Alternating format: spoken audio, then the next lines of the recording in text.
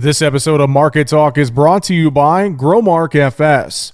Keeping up on the latest in ag is a challenge, to say the least, but there are experts nearby ready to help. You'll find them at your local FS.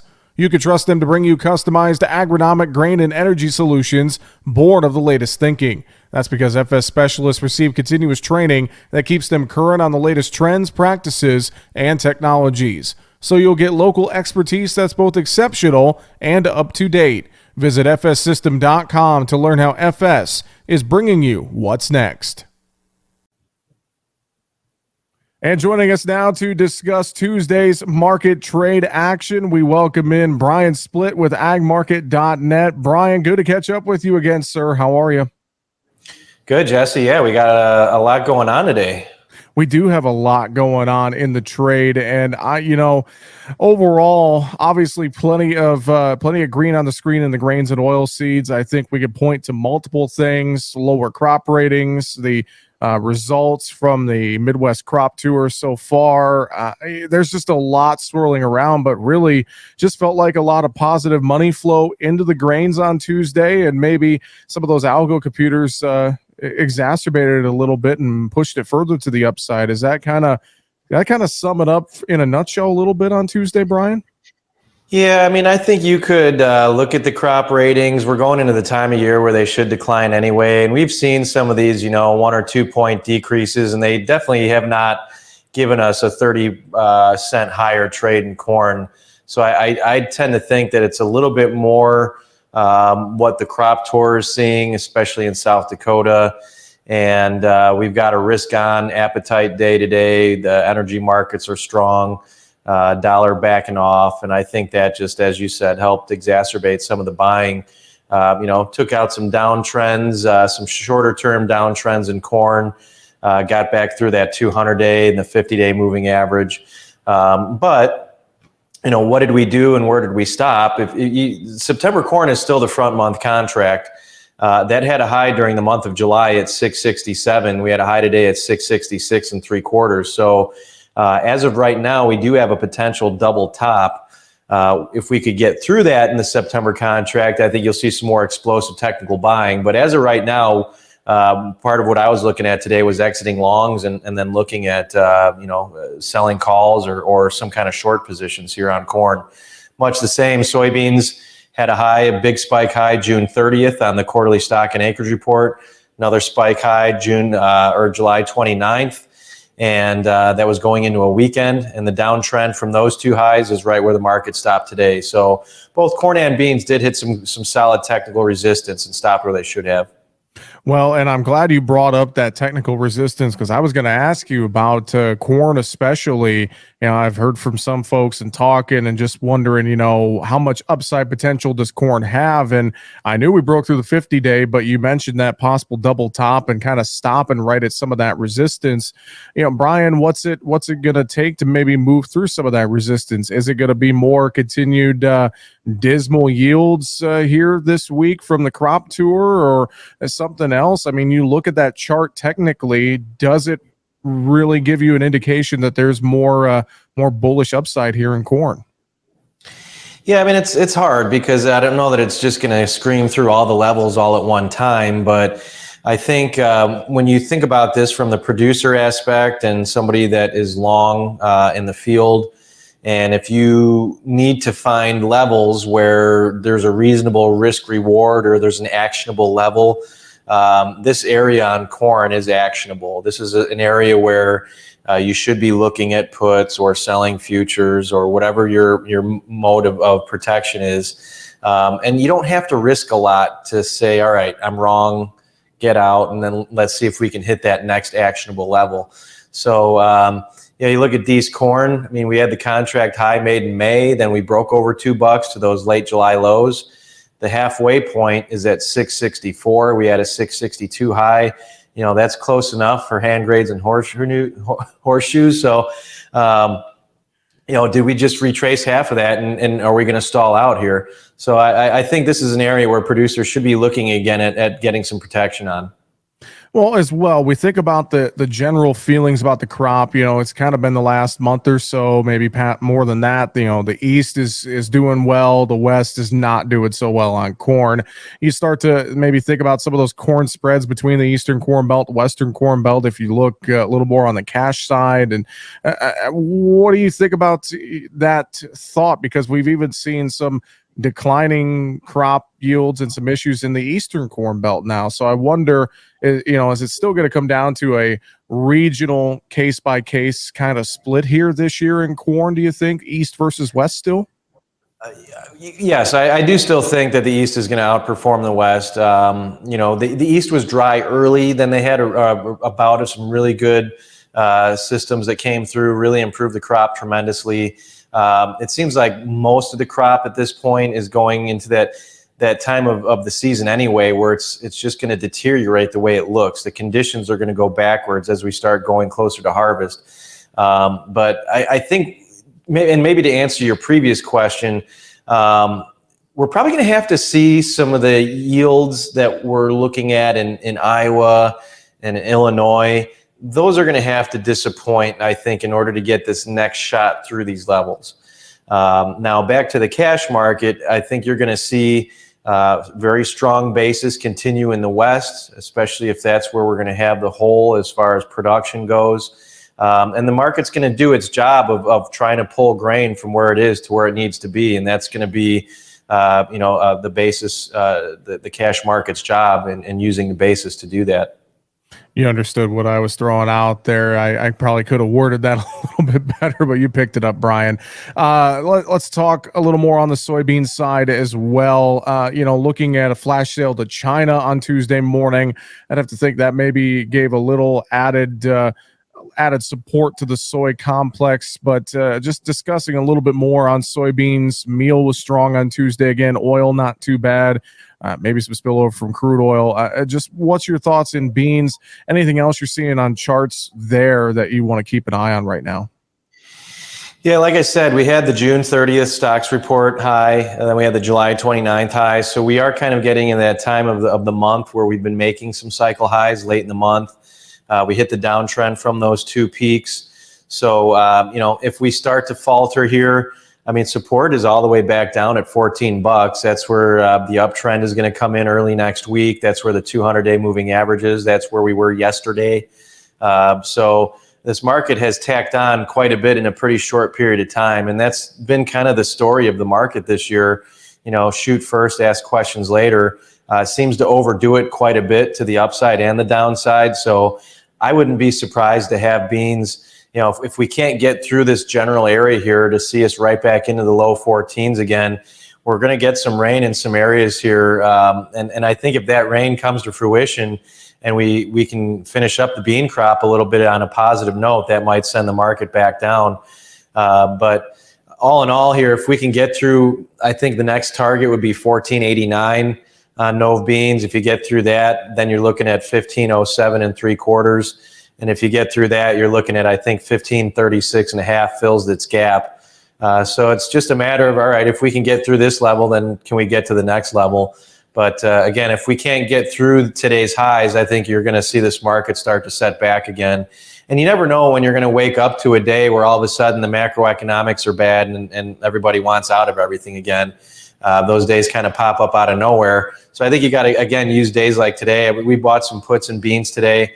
Some October $14 puts were going for 15 cents. Those would be 45 if we go back to $14. Yeah, definitely a lot of things to consider there. You mentioned the macro markets. I'll touch on that in a second with you.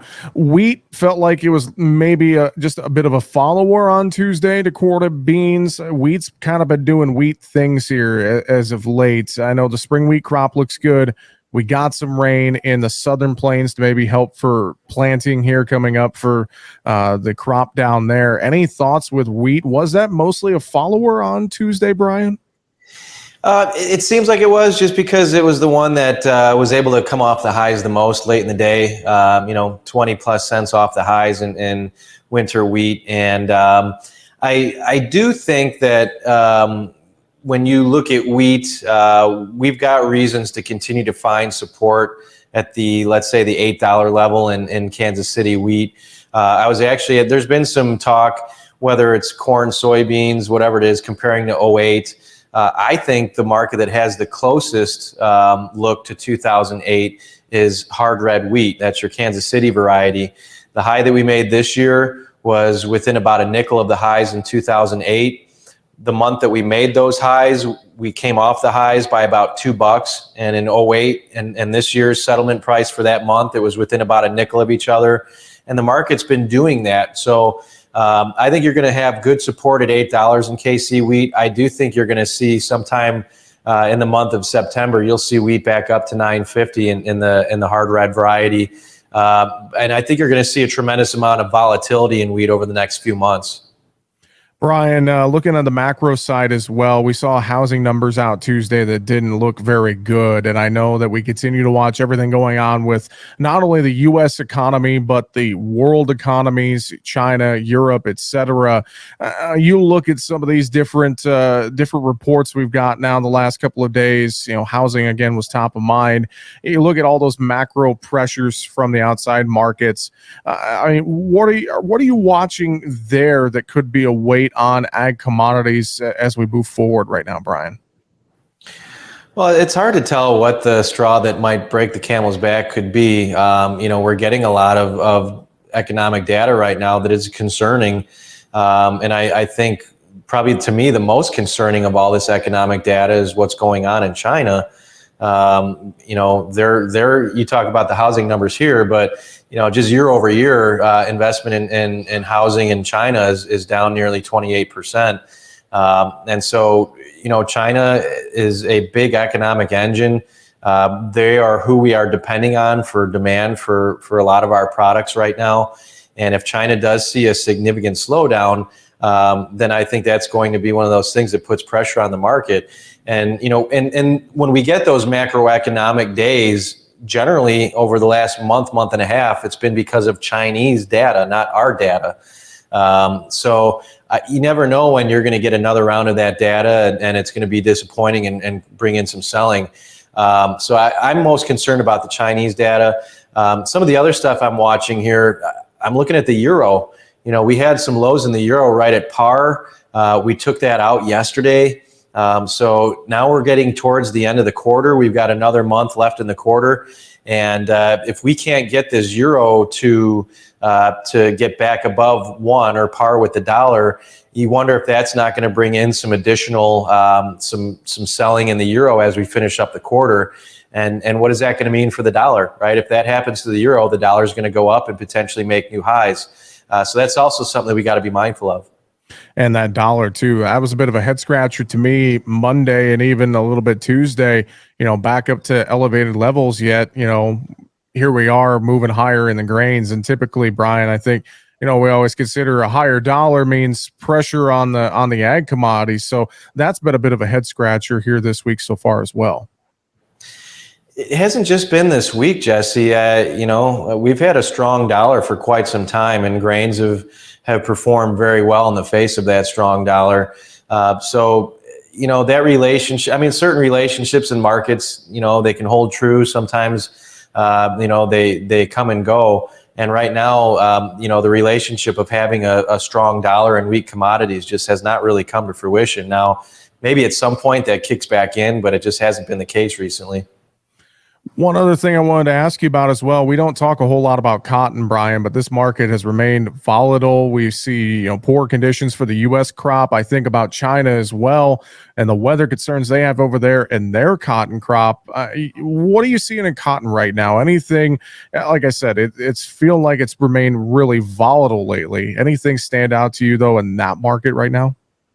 Well, much like grains, I think people and traders are having a hard time sensing what fair value is. We've made such big moves in what I would consider short periods of time.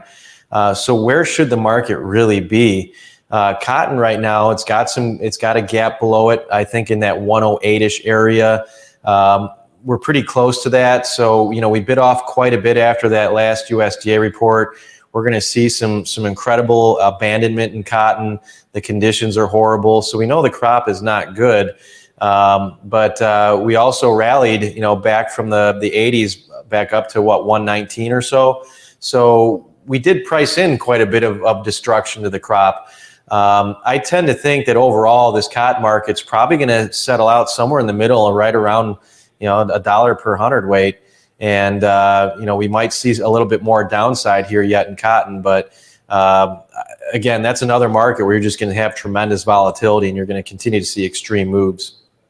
Brian, let's go to livestock. Let's start with hogs. Wild ride there on Tuesday. And if I read this right, the midday belly number down over $47. And I think overall the cutout was down, I want to say around 12 something, if I remember right. But just a wild ride in that hog market on Tuesday. What are your thoughts there? Yeah, it had a rather precipitous drop off the highs, which was started by a key reversal, a big outside day lower at the top of the chart. We went down and hit the 200-day moving average in the Dees contract, and they bought against that aggressively up to today's highs. We kind of jabbed through the 100-day on today's highs and the 20-day, and then peeled back. Not a good close, especially if you are looking for hogs to place a bottom. So I think what the producer needs to be mindful of is, what is it going to look like if we take out the lows that we just made against that 200-day? And I think if it gets through there, we're going to go right back to 80 on the Dees contract. If we see the other side of 80, I think you're going to go to 70. So I think this is another market which warrants, looking at bounces as an opportunity to get some puts on. But again, I'm more in the favor of just owning puts and leaving upside open on a lot of these because of how volatile they can be. And wait to sell these calls sometimes until the volatility really ramps up. And when you see volatility in an option go from corn, for example, we were sitting at 28, 29% volatility. Now we're back up to 34, 35. This is when you want to sell those calls. So you want to look for opportunity like that in the hogs. But yeah, with the cutout and everything dropping like the way they did, that's got to be a concern for the futures market, especially trying to rally and failing. Cattle as well. Do you share some of the same thoughts there with puts and cattle? I know we saw as well some early week cash activity in Texas on Tuesday, and still kind of a reaction to not only the cattle on feed report from Friday, but then in the face of corn. Felt like feeder cattle held up okay, but especially fats held up really well again on Tuesday, Brian.